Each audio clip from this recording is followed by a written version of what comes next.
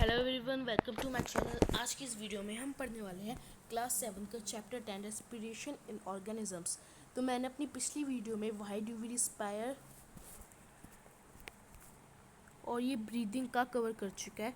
तो आज की इस वीडियो में हम कवर करेंगे how do we breathe. Let us now learn about the mechanisms of breathing.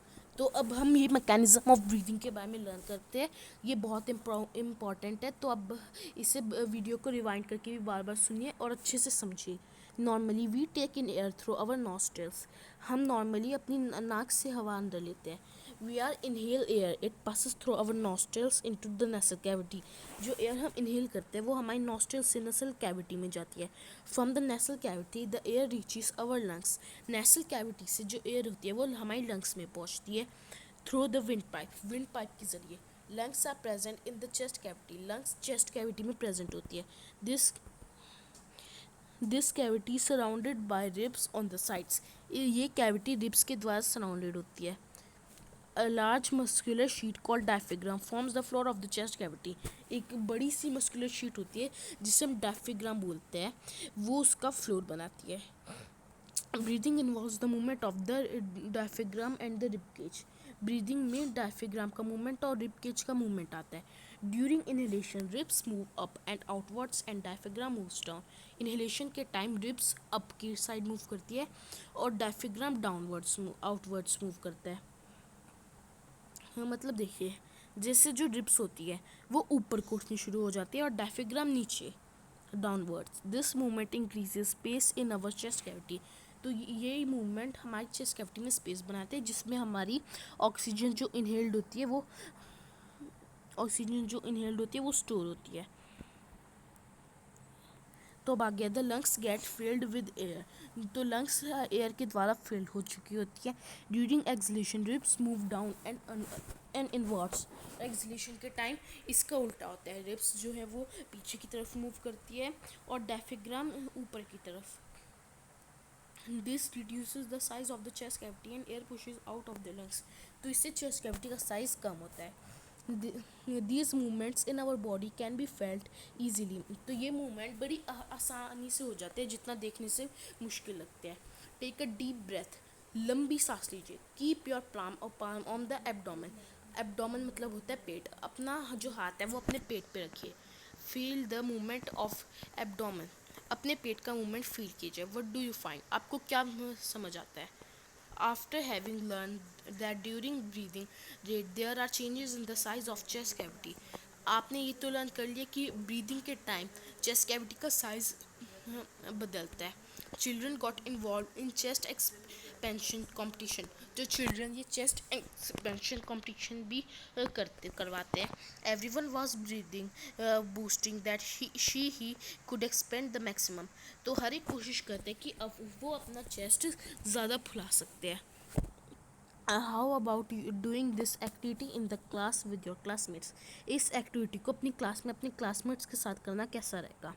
तो अब आ जाते हैं एक्टिविटी 10.4 पे। Take a deep breath. लंबी सांस लीजिए। Measure the size of the chest with the measuring tape and record your observation in table 10.2। एक लंबी सांस लीजिए और आपके जो चेस्ट का साइज होगा उसे टेबल 10.2 में रिकॉर्ड कीजिए। Measure the size of the chest again and expanded and maximum expansion of the chest. आपका चेस्ट कितना ज़्यादा मैक्सिमम एक्सपेंड हो सकता है और आप नॉर्मली कितना एक्सपेंड करते हैं, इसे नोट कीजिए। Can we understand the mechanism of breathing by a simple model.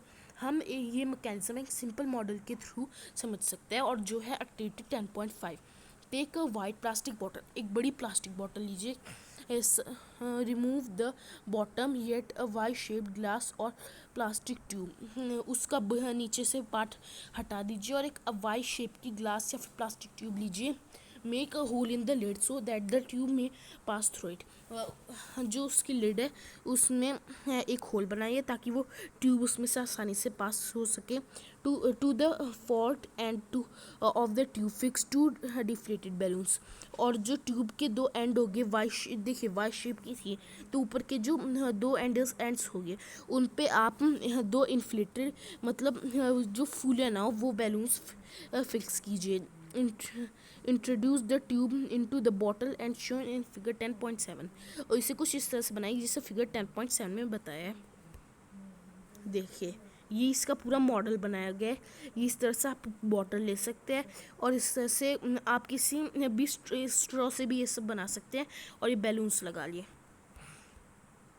और अब आ गया नाउ कैप द बॉटल। अब बॉटल का कैप बंद कीजिए। Seal it to make it airtight. इसे इस तरह से टाइट कीजिए कि इसमें से एयर आना जाना ना कर सके। To the open base of the bottle tie a thin rubber और plastic sheet using a large rubber band. एक लार्ज रबर बैंड को यूज़ करके एक नीचे रबर की शीट लगाई गई। To understand the expansion of the lungs. Lungs की एक्सपेंशन को समझने के लिए pull the rubber sheet from the base downwards. जो रबर शीट है उससे बेस से नीचे की तरफ मूव कीजिए। देखिए इसमें बताया गया है इस वाले में। And watch the balloons. और बैलून्स को देखिए बैलून्स फूलेंगे। Next push the rubber plastic sheet up and observe the balloons. अब प्लास्टिक शीट को अप कीजिए जैसे कि इसमें बताया है। और बैलून्स को देखिए। Did you see any changes in balloons. क्या आपको बैलून्स में कुछ चेंजेस दिखता है। What do the balloons in the model represent. तो वो मॉडल्स क्या रिप्रेजेंट करते हैं। What does the rubber sheet represent. वो रबर शीट भी क्या रिप्रेजेंट करती है। Now you should be able to explain the mechanism of breathing. तो इससे आपको ब्रीदिंग का मैकेनिज्म अच्छे से समझ आ जाएगा। तो अब ये what do we breathe out इसके बारे में समझने के लिए आपको देखनी होगी मेरी नेक्स्ट वीडियो। तब तक के लिए बाय बाय।